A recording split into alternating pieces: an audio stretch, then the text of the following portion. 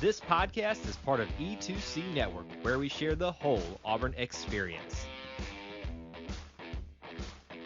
Where you go, Auburn fans? Welcome to No Huddle, your source for Auburn football news and discussion, part of the E2C Network. I'm AJ Richardson, and I'm also here with my buddy, Jared Davis. We're going to be talking about Western Kentucky. Auburn faces them on Saturday, 3 p.m. Central Time, and they're having a pretty decent season. You know, last year they went 9-5. This year they're 7-4. But you know, it is Western Kentucky.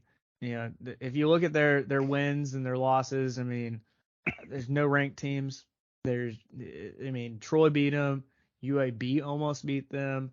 Indiana beat them. I mean, like, they're going to be a tough team. Don't get me wrong. But yeah, I'm kind of looking at the line, you know, like you, Jared, and we're thinking, whoa, we're only favored by, 5.5 points or a field goal. And that's a little disconcerting because, you would more than likely look at Western Kentucky and be like, oh, cool, we're going to beat them by like 25 points or 24 points or something. And I don't know if we have that feeling necessarily, but how are you kind of, approaching this game against Western Kentucky this week? I mean, here's the scary thing, right? Like, if we get behind, can we come back? Because we don't pass the ball. Mm-hmm. But here's the positive note. Let me tell you something, AJ. The last 4 games for Auburn, rushing yards against Ole Miss, 301. Mm-hmm. Arkansas, 183. Okay. Mississippi State, we're rounding up, 250. No, we're rounding up, 255. Okay. Texas A&M, 270, I believe. Let me look and see. Seems about right. Yeah. 270. Okay. So in the last 4 games against SEC opponents, we've had 300, 180, and over 250 twice. I think we're going to run all over Western Kentucky. I think that we figured something out on the run game. Mm-hmm. Is my point of all that. I think we have, and somebody said it may have been, I don't know. Somebody was talking about these guys were always decent run blockers, which I would argue that a little bit. But there have been spurts of it enough to say their problem is pass protection. Right. And I think that Will Friend and them were like, figured that out and said, what do we do best? And get the ball to your best players. Get it to Love it. Get it to Jarquez. Yeah. Look, it isn't pretty. It's more Tommy Tuberville ball. And we would never win a championship like this day and age. But right now, they're making very wise decisions on the offensive side of the ball. Right. And you just gotta, at this point in the season, you gotta grind it out. I mean, to me, I feel like the players could have legitimately packed it up and been like, all right, we're checking out, just like Jimbo was. And yet the players are still fighting. They're having fun. And I think that says a lot for kind of where they put in all this work, and now they're getting to show out and show what they kind of put behind the scenes. They've done all that hard work, and now they're able to not get as much fruit out of it as I'm sure they hoped, but still be kind of fruitful. They're able to enjoy what they've done, and that's winning a football game. Now they've won 4 games. It's definitely not what Auburn fans hope for, but we've got a chance to win that 5th game. And I mean, that could potentially put us in a really good spot to be. And I was just thinking about this, there's occasionally that 5-7 team that gets asked to a bowl game. How cool would that be if Auburn ends up being that team that gets those extra practices, when I think most people, probably even the players, thought, we lost to Mississippi State, there's really no chance. And now you might have a chance at getting those extra practices for those younger players, which I think can be really influential in kind of the momentum for the next season, because you get those extra reps. So, all right, Jared, I also want to talk about, we've thought back on, the Cadillac age of, the last couple weeks of him being our coach. And you went to college, when Cadillac was there, and it got to experience as a student the 2004 season. I want to think back to that, and think back to, how is Cadillac bringing some of that, the undefeated mindset back to this team and them buying into it so quickly. Did you just tell everybody kind of how old I am, I by the mean, way? maybe. I Yeah. mean, So you thank could have you, AJ. been Appreciate that. like Stetson Bennett Uh, and been like a 40-year-old football player and still not graduate, you know. maybe I was a child prodigy. Maybe I was yeah, but that was me. Um, no, I was. I actually had a class with Cadillac. He did. My son wants to know if Cadillac knows me because of that, and I said, no, son, that's not how it works. I'm not important. Um, I knew Cadillac was in there because he was the best running back in the SEC. So, yeah, I mean, it was it was as the season grew, it was one of those where like you knew you were gonna win. I mean, like it Mhm. wasn't really any doubt. It was like it was a machine, systematic. I think the only game we trailed was LSU. Um, and that was very early on. I think we were, yeah, I'm pretty sure we didn't trail again for the rest of the year. Maybe potentially in the Sugar Bowl against Virginia Tech at one point. But anyways, it was just we brought in Al Borges, run the ball mentality. I mean, Ronnie Brown, Cadillac Williams. I mean, we went up to I went up to Knoxville and heard all the stories of how daunting of a task that is. And we went up there, and I mean, that crowd was exiting after the first quarter. That was the one. Mm. If you've seen the famous picture where Ronnie Brown plows over a guy at the goal line, there's a photo of that. That duo was amazing. It was fun. Jason Campbell had kind of been criticized most of his career, and some of it rightfully so. He had not lived up to the hype, but man, he was awesome that year, and just the schemes that Borges brought.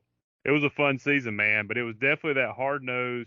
They won by pretty big amounts by the end of the game each game, but it wasn't like spread it out, putting up a ton early. It was more we're going to grind you down and nothing you can do about it. Yeah. I mean, do you think some of that bleeds over into this season? I mean, I was just thinking about, the little bit that we've got to see where we have truly committed to this run game, and it's been successful.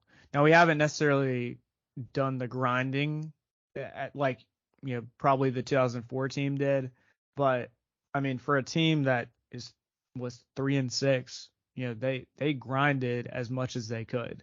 And really opened up some pretty good holes and allowed our running backs to get inspired and do what they came to Auburn to do, which is run the ball. And they ran the ball really well. And you got to think, I mean, I'm just thinking about Cadillac, being a running back himself, being the running backs coach for these guys for the last few years, and now he's their head coach. Like Tank and Jarquez have to be so inspired right now.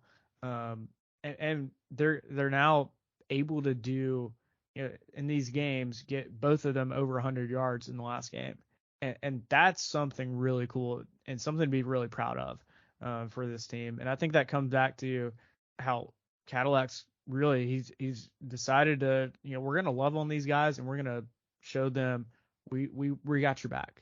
And I think that to me says a lot. Yeah.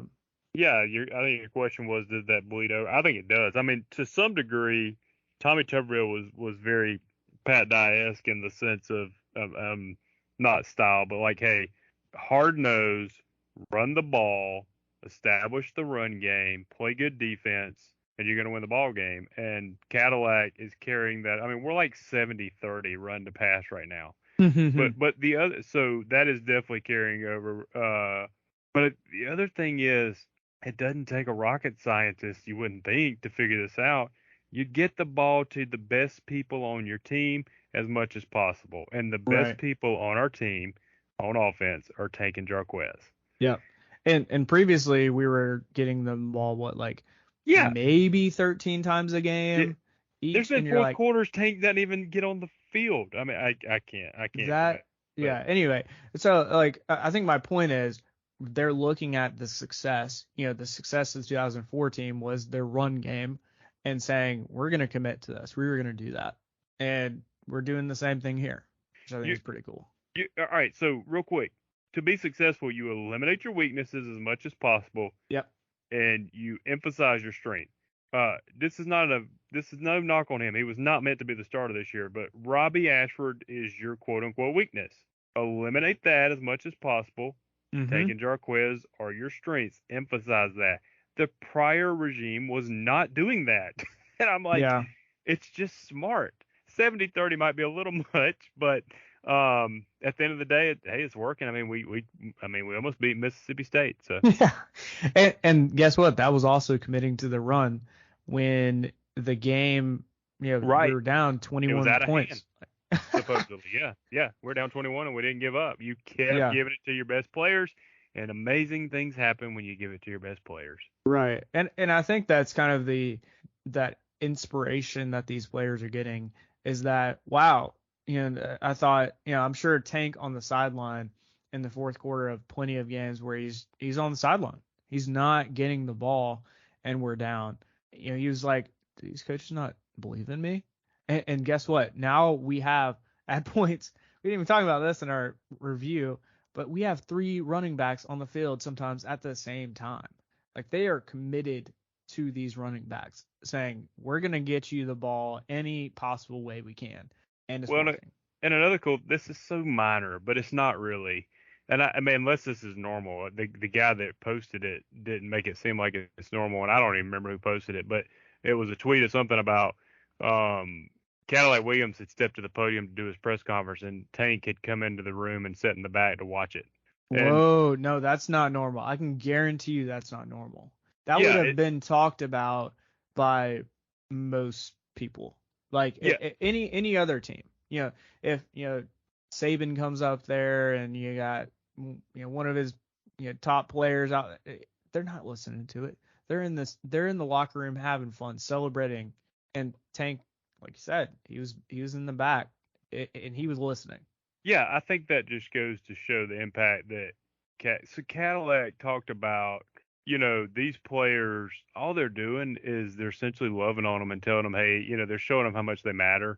Right. And there's no doubt that only goes so far. Like it's a unique situation. Cadillac only has to worry about 4 games, right? You don't have to worry about Mm-hmm. building out a coaching staff and all this. Okay, so it's a little unique, but at this point, it's the best thing the team needs. And I think these guys, they're using the word love, and I get it, man. But I think it really is opening the team up to being like, hey, look, like I was about ready to mail this thing in, but now I'm gonna fight for y'all. Like I want to fight for y'all.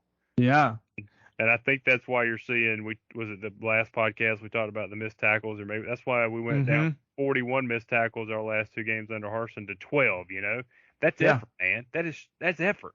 That's straight effort. And I think it shows, which is kind of crazy to see, a lot of this really is truly coaching. And I mean, I think Harsin kind of had his place and we thought, oh, cool, this might happen. But it just kind of shows you kind of where the program continually started to go downhill and where they finally were like, we got to make a change. And I am so thankful they made that change now that we're, you know, towards the last couple of games of the season because it gives this fan base some hope, and it gets the the players themselves that momentum.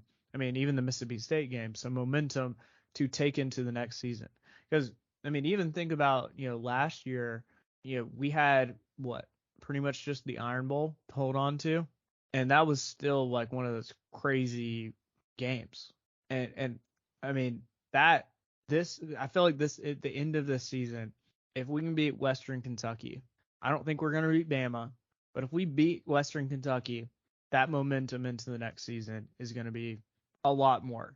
And I mean the whole narrative, I mean I think it's kind of showing kind of wrong. I mean, especially today, Monday, we're hearing lots about, next coach, Lane Kiffin. Is he around? Is he doing this? Whatever. Is he going to take Auburn's job? And you're kind of seeing, Auburn is a legit place for a coach to come to. And while we do have her dysfunction, there's so much more stuff that I think coaches look at. And you're seeing Cadillac, kind of embody that. I, I think Cohen did a masterful thing by flipping the just Auburn being Auburn. Yeah. I mean, when he gave his speech and he was like, when I think of just Auburn being Auburn, it's, Bo Jackson, it's, but Uh-huh. even after the game, now you can't, after too much, it'll probably become a little cheesy, but right now it's not. I mean, I think he tweeted a picture of Toomer's corner after it was rolled and it said just Auburn being Auburn. Mm-hmm. And I think that's great because that's been to the point to where Auburn fans even started believing it. That's been the Yeah. national, and nobody's pushed back. Nobody's fought back. We just accepted it and said, yep, they're right. Cohen's Right. like, no, no, no. I'm going to steal your phrase that you're using against us, and I'm going to use it back at you and say, yep, that's just Auburn being Auburn. Right. You know, packing out a stadium when you're 3-6. Yeah.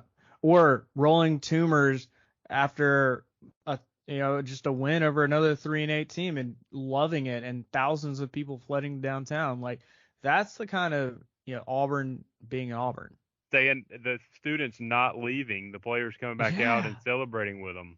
Yeah. I mean, that's special. Yeah. That's special. And I mean, you and I went there. We experienced it. Auburn is a special place. And you know what? I was also thinking about, some of these students in particular, they got 2 COVID years essentially.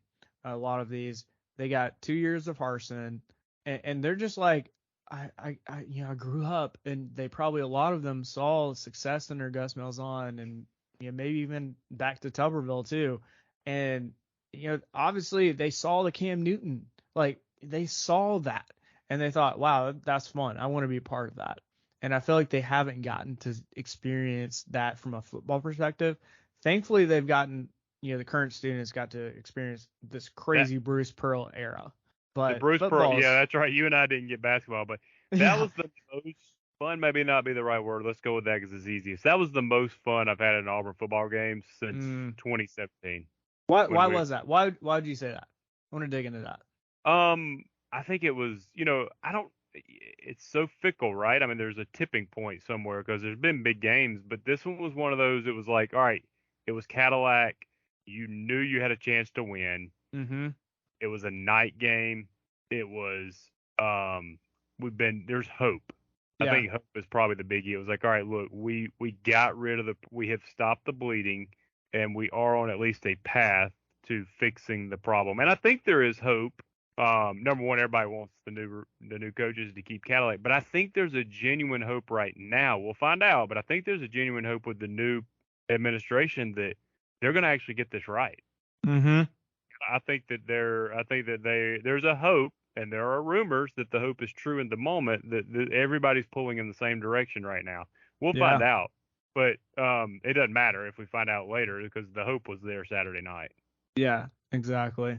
All right, so let's kind of circle back to Western Kentucky, and we are kind of we're talking about the coaching, and that I think that leads into this Western Carolina or Western Kentucky game, and Auburn is only favored 5.5 points at home, and that to me seems very low. But I think Auburn, I really don't believe that. If I'm being honest. I think we can win a lot more than that. Preseason, I think I predicted about 28 points. Well, I don't think I factored in Western Kentucky has had a pretty good season already. And I even made a prediction, which is kind of interesting, that we would see a lot of Robbie Ashford or Calzada. Well, we're going to see a lot of Robbie Ashford. So I guess I'm partially right. My guess is he starts, honestly. Wow. I mean, that would be so amazing. Did you predict that back in the beginning of the year? No. Yeah. But I think ultimately, we'll win by at least a couple scores. I say we win by 14. Jared, how are you kind of filling out this Western Kentucky game and how Auburn will do against them? There's no map. There's no road map. I mean, and coming off an emotional win, can Cadillac get them fired back up again? Luckily, it's not a 12 p.m. or 12 p.m. Eastern time game. So I think that'll help. But I think we win by 21. If we get behind, I'm going to be worried. But I just think we're going to be able to go in there and, for lack of a better word, manhandle them on the offensive line, believe it or not. Because, I mean, why not? We've done it the last 4 games. Right. Why would we think it's not going to happen against a smaller line, right? So I think we figured that out.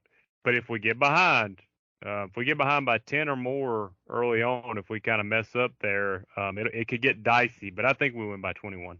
Yeah. And I think also what kind of assures me a little bit more is we saw how good our defense is and how fired up they are. And to me, I said, again, we're thinking back to the 2004 team, their defense. I mean, the kind of the defense of the old that ran teams. Defenses win championships.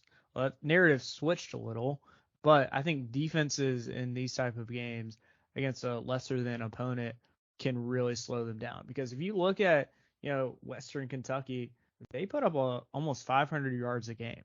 Now, obviously different conference and they're kind of doing their own thing, but I think we can slow them down a lot. Two things real quick.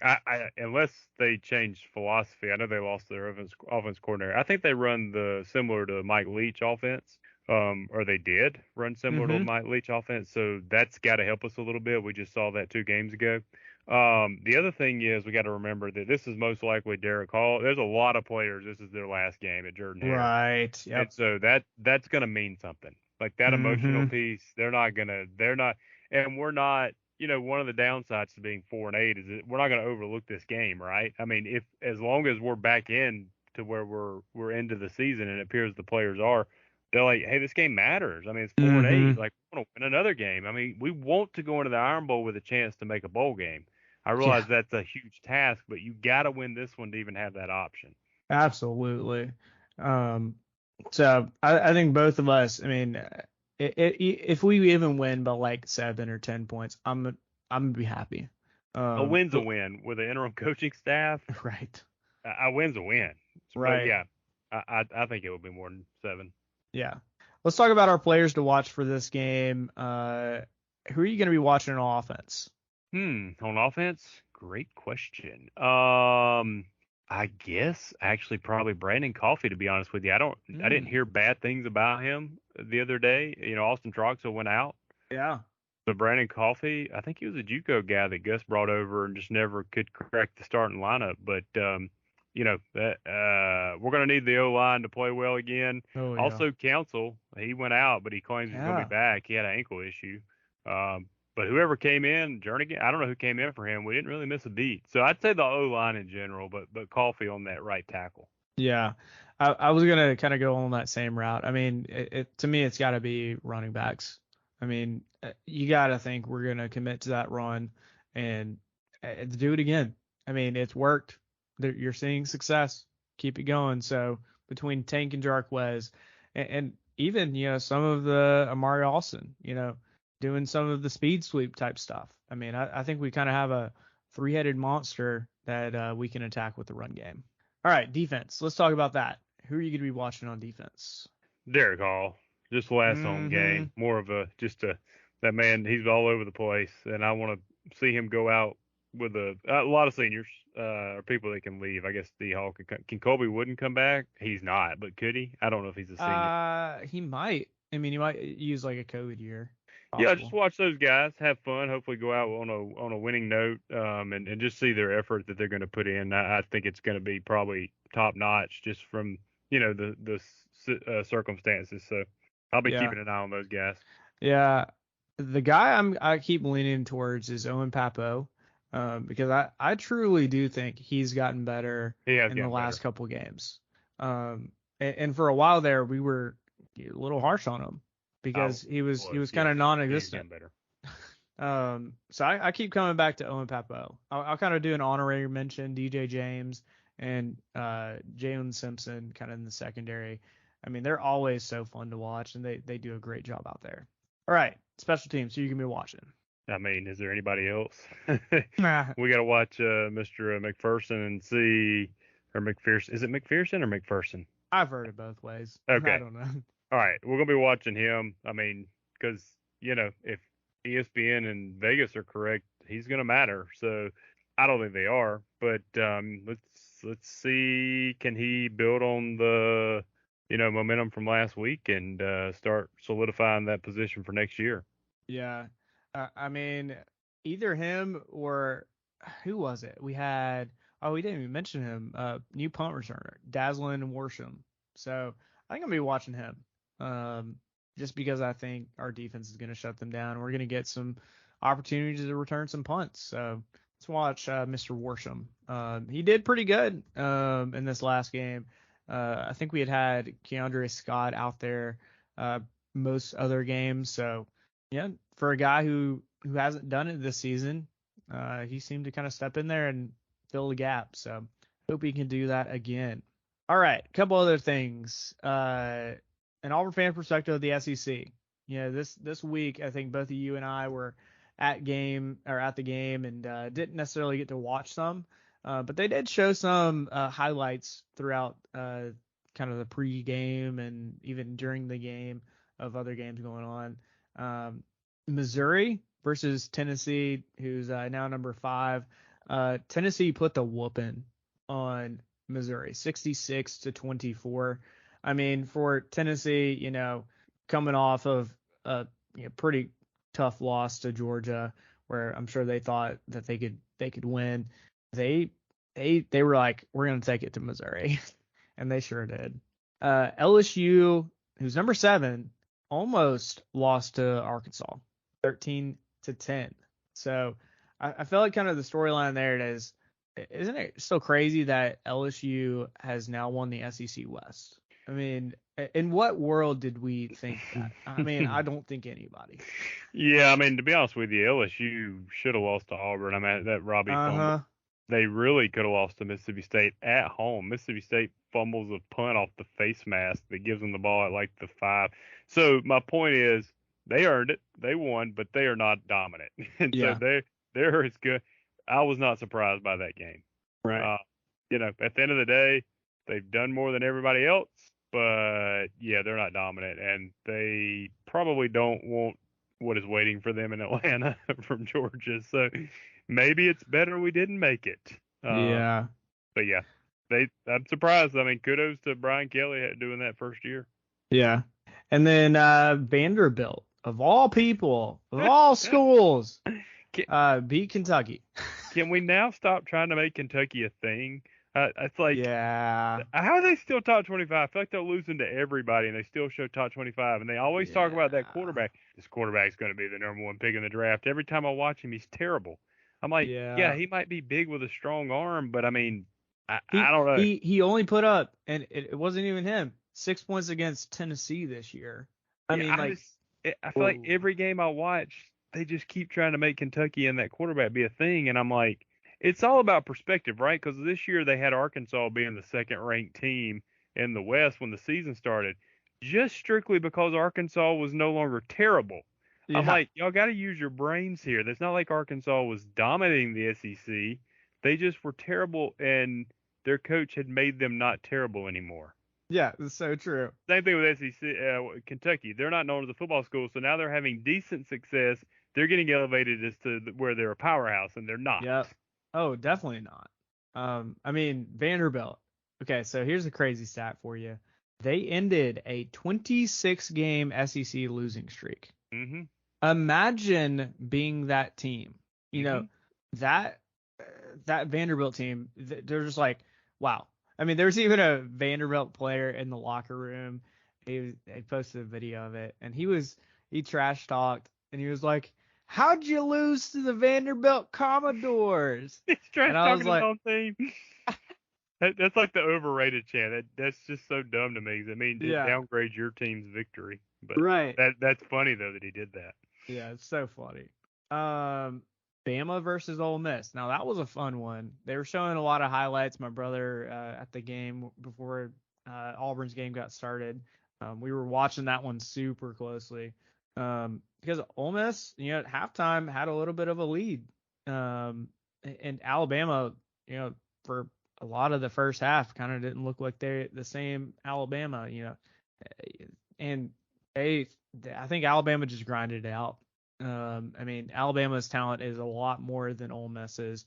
And it's kind of relevant, with the talk about Lane Kiffin potentially being our next head coach. I mean, I made a prediction that if Ole Miss loses this game, I think Auburn has a much higher chance of getting him as a head coach. Yep. Because at this point, he hasn't beaten Saban. As much as he wants to beat his previous coach, he's not doing it at Ole Miss. And I don't think he can. So I think Auburn gives them a better chance. I think it was huge from perspective of Kiffin from that, exactly what you just said. But it's also huge that he's no longer in the playoff picture now. So if he wins that game and they win out, they're in a playoff, potential playoff conversation. A lot of things have to happen, but then we have to move on, right? Like we can't be hiring a coach who's got to worry about postseason. Like, we got to have a coach a few days after the Iron Bowl's over. Right. With transfer portal and all that. So, yeah, I know we don't want to cheer for Alabama, and I would never do that. But if we get Lane, or if you want Lane Kiffin, that was probably the best outcome. Yeah, absolutely. And then Florida pretty much shut out South Carolina. So maybe Florida's catching on to something. They're now 6-4. So props to them for doing things. I mean, they're kind of putting in the hard work. I mean, and I feel like it's at some point gonna start paying off. I mean, it's kind of one of those teams like Auburn where they have had recent success, and it's just a matter of kind of that next level of believing that you can actually do it. And then Georgia beat Mississippi State, very much expected. So, Georgia's still undefeated, and they're headed towards the playoffs. And being a Georgia person, I mean, yeah, no, they basically clinched the playoffs. I mean, even if they were to lose to LSU somehow, it'd be crazy for them not to make the playoffs still. So, yeah, I mean, I think even if they lose, yeah, they're in. I mean, unless they got embarrassed by LSU, but they're not going to lose to LSU. But the only scenario where they don't make the playoffs is if they get embarrassed by LSU. Right. When I'm looking, there's already a betting line out there. Georgia's a 16-point favorite, so yeah, I don't think it's happening. Yeah, not going to happen. But that's the only scenario where Georgia doesn't make the playoffs, and they probably still do. But that was the only case they don't. Right. All right. Any other topics? Anything else that you noticed from this last week, or looking towards Western Kentucky? No, I think we pretty much covered it all, man. Yeah. One other kind of funny note. I just saw this one noted for the Mississippi State game. Mike Leach was asked. He was like, "How did you kind of rate this game?" And he responded back kind of rhetorically to the person asking, and it was like, "You were watching the game, then react negatively or positively." And I was like, "What a Mike Leach answer!" Like, yeah, he's a character, man. Yeah, he's somebody. Character. All right, Jared, how can people stay in touch with you? You can find me on Facebook under my name, Jared Davis. And you can find me on Twitter at AJAY_. It's always great to be an Auburn Tiger and War Eagle. War Eagle. Thank you for tuning in to today's episode on the E2C Network. On your way out, I want to remind you to stop by e2cnetwork.com. It's your one-stop shop for all our content across our podcast, YouTube channel, and much more. To stay up to date with us, make sure you're following social media accounts such as Facebook, Twitter, and Instagram. While our content here may always be Auburn sports heavy, if it's orange and blue, it's what we do. War Eagle.